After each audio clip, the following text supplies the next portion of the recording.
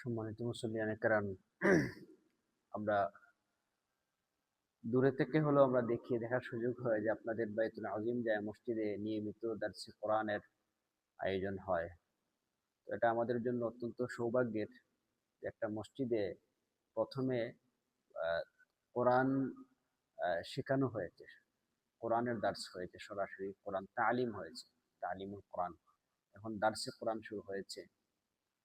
তো এটা আমাদের জন্য যেমন উপকারী, এবং অন্যান্য মসজিদে যে সকল মুসল্লিয়ানে কেরাম আছেন তাদের জন্য সেটা অনুসরণীয়। আমরা চেষ্টা করব যে এই মসজিদ এখানে নিয়মিত আমরা দৈহিক পারা শেষ হয়ে গেছে, এটা অনেক বড় ব্যাপার।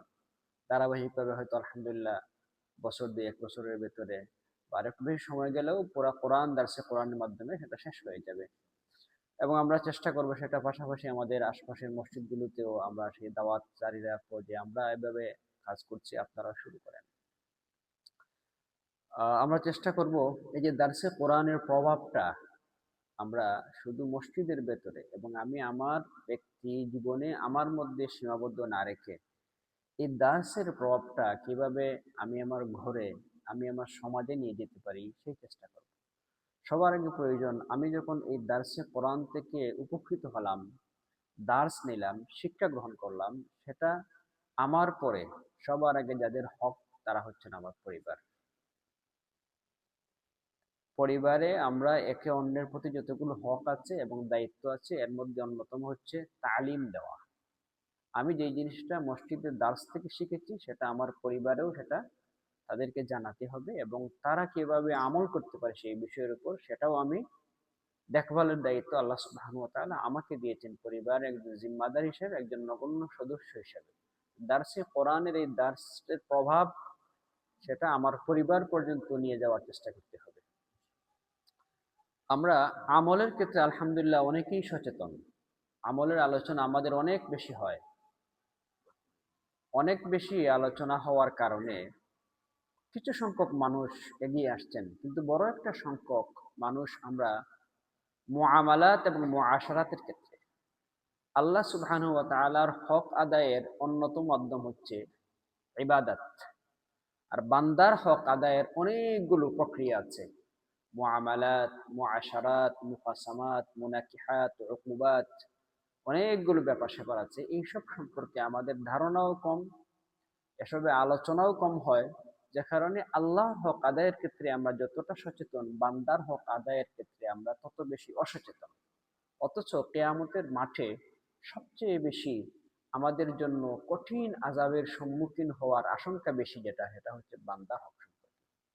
আল্লাহ সুবহানাহু ওয়া তাআলার হক আল্লাহ তাআলা চাইলেই ক্ষমা করে দিতে পারবেন, কিন্তু বান্দার হক আল্লাহ সুবহানাহু ওয়া তাআলা ক্ষমা করে দিবেন না। এমনকি আমার আমলনামা থেকে আমল নিয়ে যাওয়ার পরে যদি অবশিষ্ট কিছু থাকে তাও তাকে ফেরত দেওয়া হবে, যদি এই পরিমাণ পাওনা তার থাকে। এই জন্য আল্লাহ তাআলার হকের পরে সবচেয়ে বেশি ভয় পাওয়ার এবং সচেতন হওয়ার সেটা হচ্ছে বান্দার হক। বান্দার হকের ক্ষেত্রে সবচেয়ে বেশি নিকটবর্তী যারা, তারা হচ্ছেন আমাদের পরিবার, আমার স্ত্রী, আমার ভাই, আমার বোন। আমরা আমাদের পরিবারে স্বামী স্ত্রীর যে দাম্পত্য জীবনে পরিবারে পিতা হিসাবে, স্বামী হিসাবে আমার পরিবারের সদস্যরা আমার কাছ থেকে হক আমি যথাযথভাবে আদায় করছি কিনা, আমার দায়িত্ব ঠিকভাবে আদায় করছি কিনা, সেই ব্যাপারে আমরা অনেকেই উদাসীন। রাসূল আলাইহিস সালাতু ওয়াস সালাম হাদিসে বলেছেন, খাইরুকুম খাইরুকুম লি আহলিহি ওয়া আনা খাইরুকুম লি আহলি, যে তোমাদের মধ্যে সবচেয়ে শ্রেষ্ঠ ব্যক্তি সে যে পরিবারের মধ্যে শ্রেষ্ঠ, আর আমি আমার পরিবারের মধ্যে শ্রেষ্ঠ। আম্মা জান আয়েশা রাদিয়াল্লাহু তাআলা আনহা থেকে বর্ণিত হাদিসটি, যে আপনি শ্রেষ্ঠ না নিকৃষ্ট, উত্তম না অধম, ভালো না খারাপ, সেটার সার্টিফিকেট পেতে হবে আপনাকে পরিবার থেকে। পরিবার যদি আপনাকে সার্টিফিকেট দেয় আপনি ভালো মানুষ, তাহলে আপনি ভালো মানুষ। আর পরিবার যদি আপনার ভালো মানুষ সার্টিফিকেট দেয়, তাহলে আল্লাহ সুবহানাহু ওয়া তাআলা আপনাকে ভালো হিসাবে সার্টিফিকেট দিবেন। আল্লাহ যাকে সার্টিফিকেট দিবেন ভালো, তিনি জান্নাতে যাবেন। এই জন্য হক আদায় করতে গিয়ে পরিবার সবার আগে, এবং সবার আগে পরিবারে ভালো হতে হবে। আমরা দেখি অনেক মানুষ সমাজে খুব ভালো, চেয়ারম্যান সাহেব ভালো মানুষ, মেম্বার সাহেব ভালো মানুষ, সামাজিকভাবে ভালো, কিন্তু পরিবারে খুবই রুক্ষ ব্যবহার করেন, পরিবারে মেজাজ দেখান। এটা মোটেই উচিত না। পরিবারে সবার আগে ভালো ব্যবহার করা, দীর্ঘ সময় পরিবারের সাথে মানুষ কাটায়, 24 ঘন্টার মধ্যে বড় একটা সময় যায়, জীবনের বড় একটা সময় পরিবারের সাথে যায়। দীর্ঘ সময় মেজাজ ঠিক রাখা, ভারসাম্যপূর্ণভাবে চলা, সবার সাথে হাসি মুখে চলা, এটা সম্ভব হয় না। কিন্তু এই অসম্ভবটাকে সম্ভব যদি করতে পারেন, তাহলেই পরিবার আপনাকে সার্টিফিকেট দিবে, যে সার্টিফিকেট আপনাকে বান্দার হকের মানে উত্তীর্ণ করে জান্নাতের পথে নিয়ে যাবে। এরপরে পরিবারের সাথে আমাদের বড় একটা গ্যাপ হয়ে যায় আমাদের বোনেরদের সাথে।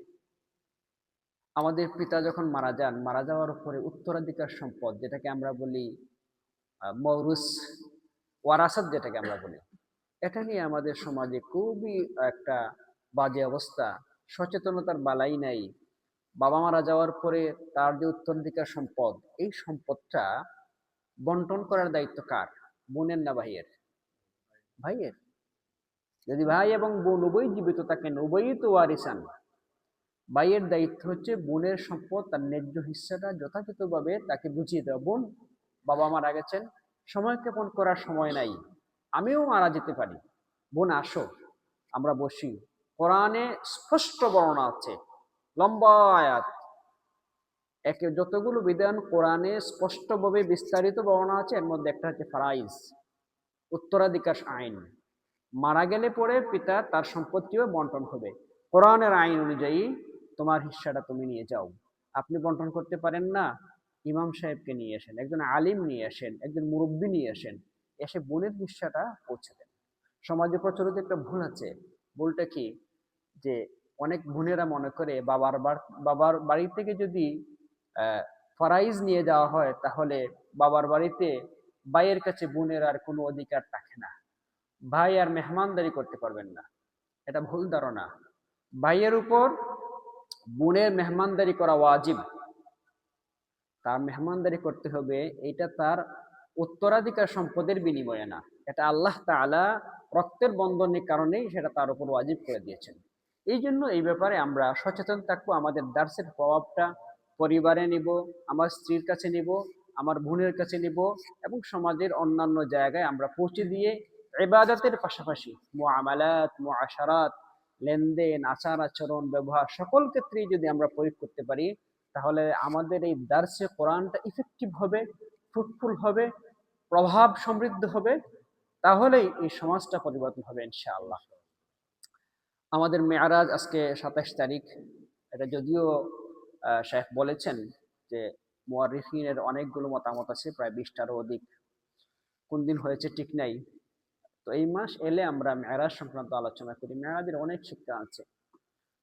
মেরাজের লম্বা ঘটনার চেয়ে বড় জিনিস হচ্ছে পুরা ঘটনার আমরা শোনার মূল মাকসাদ হয় কি, এটা শিক্ষাটা কি। কয়েকটা শিক্ষার মধ্যে অন্যতম একটি শিক্ষা হচ্ছে 5 ওয়াক্ত সালাত আল্লাহ সুবহানাহু ওয়া তাআলা মেরাজের রাতে রাসূল আলাইহিস সালাতু ওয়াস সালামকে দিয়েছিলেন। মেরাজে আমরা খুঁজি যে এই রাতে কি আমল করা যায়, বা এই রাতের কোনো আমল নাই, আমলটা হচ্ছে সারা জীবন ব্যাপী 5 ওয়াক্ত নামাজ পড়েন, মেরাজের আমল হয়েছে। দ্বিতীয়ত হচ্ছে এই রাতে রাসূল আলাইহিস সালাতু ওয়াস সালাম জাহান্নামে গিয়ে অনেকগুলো কি করেছেন, জান্নাত জাহান্নাম দর্শন করেছেন, জাহান্নামে অনেকগুলো অপরাধী দেখেছেন। এর মধ্যে একটা হচ্ছে সুদ যারা খায়, তাদের পেট মোটা, তাদেরকে জাহান্নামে নিয়ে যাওয়া হচ্ছে।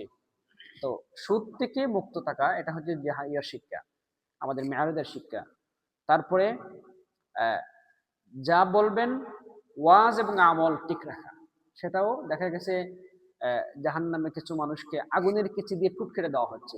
জিব্রাইলকে জিজ্ঞেস করেছেন ওরা কারা, তখন তিনি বলেছেন ওরা হচ্ছেন ওই লোক যারা যা বলতো তা করতো না। ইয়া আইয়ুহাল্লাযীনা আমানু লিমা তাকুলুনা মা লা তাফআলুন। আল্লাহ সুবহানাহু ওয়া তাআলা বলছেন যে হে ঈমানদারগণ, তোমরা ইয়া আইয়ুহাল্লাযীনা আমানু, হে ঈমানদারেরা, লিমা তাকুলুনা মা লা তাফআলুন, তোমরা যা বলো তা কেন করো না।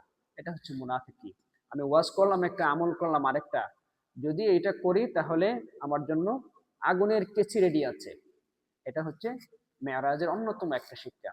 মেরাজের আরো অনেকগুলো শিক্ষা রয়েছে, আমরা অনেক সময় আলোচনা করেছেন এবং ভবিষ্যতে করবেন। আল্লাহ সুবহানাহু ওয়া তাআলা আমাদেরকে এই দার্সে কোরআন ইহতিমাম করার তৌফিক দান করুন এবং আমাদেরকে নিয়মিত আমল করার তৌফিক দান করুন।